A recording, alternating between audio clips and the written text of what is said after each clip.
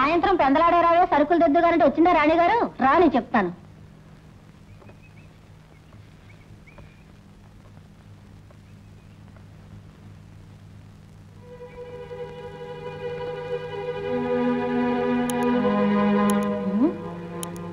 ఏమిటేంత ఆలస్యం?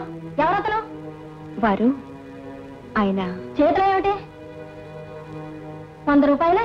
ఉద్యోగం దొరకలేదని ఇంత నీచానికి బాధపడతావా? అత్తయ్య. అమ్మయ్యా అమ్మయ్యా, నువ్వు క్షణం నా ఇంట్లో ఉండాలని పనికిరాదు. అంగలాచే అనుకున్నాను. అప్పుడే చింతకొమ్మలు కూడా పెట్టావన్నమాట. ఉండండి, నీ పని చెప్తాను.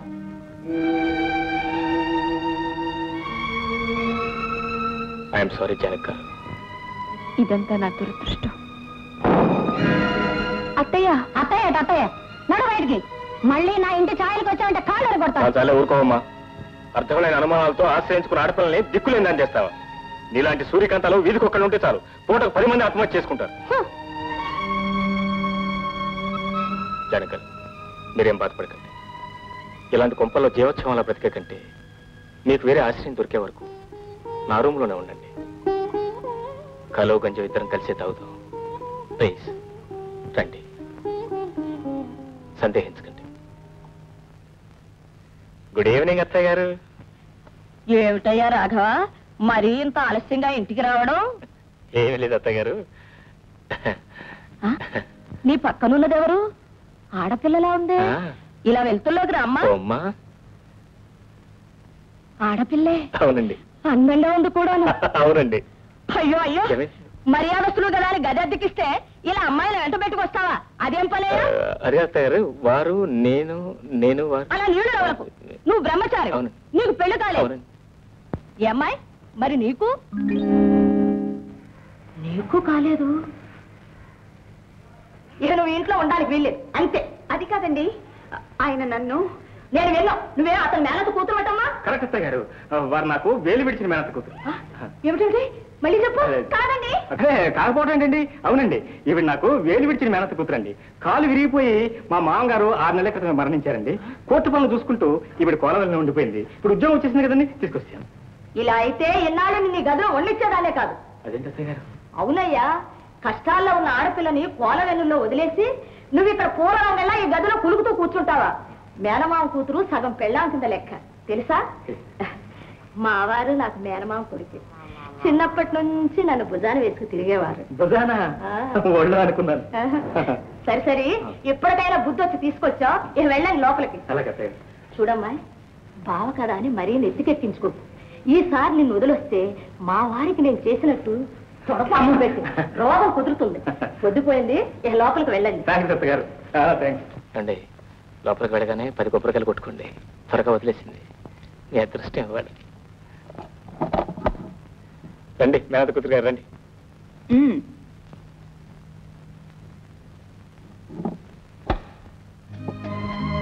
ఆపద్ధర్మం కోసం అబద్ధం ఆడాల్సి వచ్చింది. మీరేమనుకోరు కదా?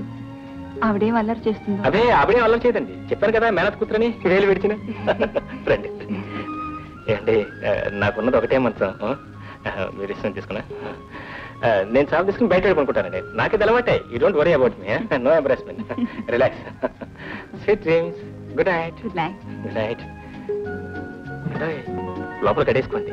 నేను పొరపాటు లోపలికి వస్తే ప్రమాదం. You are right. Good night. Good night.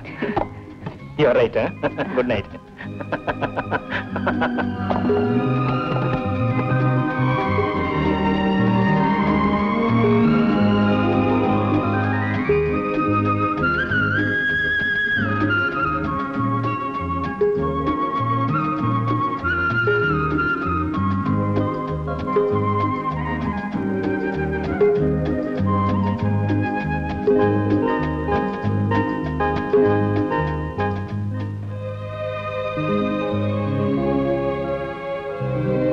ఉద్యోగం దొరకలేదని ఇంత నీచానికి బాధపడతావా? అత్తయ్య. అమ్మయ్యా అమ్మయ్యా, నువ్వు క్షణం నా ఇంట్లో ఉండాలని పనికిరాదు. అంగలాచే అనుకున్నాను. అప్పుడే చింతకొమ్మలు కూడా పెట్టావన్నమాట. అమ్మాయి అమ్మాయి, లేచావా అమ్మా? మీ బావ ఇంకా నిద్ర లేవలేదా? కాస్త ముద్దు నిద్ర. మావారు అంతే, బారుడు ప్రొద్దెక్కాక లేస్తారు. లేవగానే కాఫీ చుక్క పడకపోతే కలవరపడిపోతారు. ఇవాటి నుంచి నీ కోసం పాలవాడికి పెట్టాను. పావు సేరు పాలు, స్టవ్. వెళ్ళి మీ బావకు కాఫీ పెట్టి అమ్మా. అదేమిటమ్మా, కళ్ళంతా ఎర్రగా ఉన్నాయే, రాత్రంతా నిద్రపోలేదా? లేదండి. అవునులే, కొత్త చోటు కదూ, ముందులో అలాగే ఉంటుంది, నిద్ర పట్టదు. వెళ్ళి మీ బావకు కాఫీ పెట్టియమ్మా.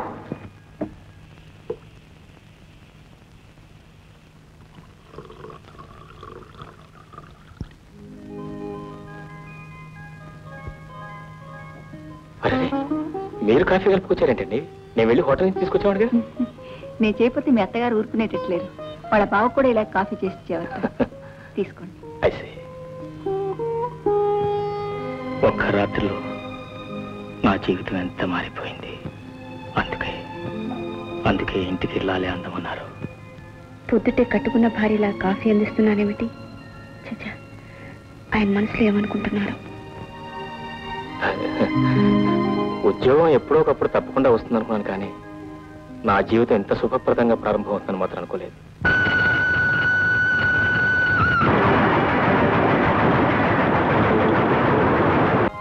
గడుసు వాళ్లే చెప్పా చేయకుండా గుళ్ళో పెళ్లి చేసుకొచ్చేశారన్నమాట.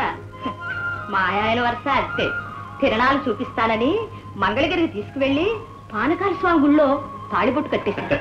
మంచి పని చేశారు మామయ్య గారు. రాఘవ, మీ పెద్దవాళ్ళు ఉంటే మీ మొదటి రాత్రి వైభవంగా జరిపించేవాళ్ళు. ఏదో నా వల్ల నేనంత వరకు చేశాను. రాఘవ, అదిగో వేడి పాలు. వేడి గొంతు దిగితే ఒళ్ళు వేడెక్కుతుందంటారు. అక్కర్లేదు అత్తయ్య గారు, ఆల్రెడీ వేడెక్కాము. అబ్బా అమ్మాయి, మల్లెపూలు మత్తు తలకెక్కితే మనసు చల్లగా ఉంటుంది. నా మొదటి రాత్రి చెప్తాను అత్తయ్య గారు, సిగ్గు ముంచుకో. అలాగే అలాగే అమ్మాయి, జాగ్రత్త. నేను చూసుకుంటాను. అలాగే అలాగే వస్తాను. అమ్మాయి చూడు బాబు.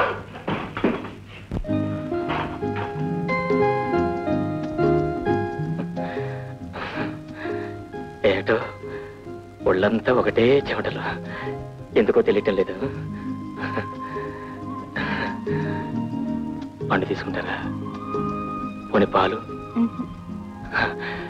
నీకు సిగ్గేస్తుందా? మీకు కాదు, నీకు. నీకు సిగ్గేస్తుందా అండి? సారీ అండి అనకూడదు. ఏంటో సారీ, ఒకటే కన్ఫ్యూషన్, అంత మెస్గా ఉంది. ఎందుకో ఏం చేయలేదు, తోసం లేదు. ఐఎమ్ సారీ, ఒకటే చెమటలు, ఎందుకో చెమటలు తెలియదు. మీరు పాటలు వింటారా? రేడియో ఆన్ చేయమంటారా? నాకు కూడా పాటలు చాలా ఇష్టం, స్పెషల్లీ లతా మంగేష్కర్ పాటలు చాలా ఇష్టం.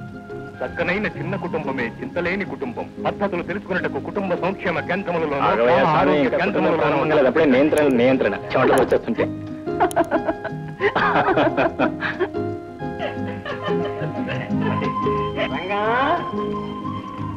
రంగం, ఏం చూస్తున్నా? అదే ఏం లేదు.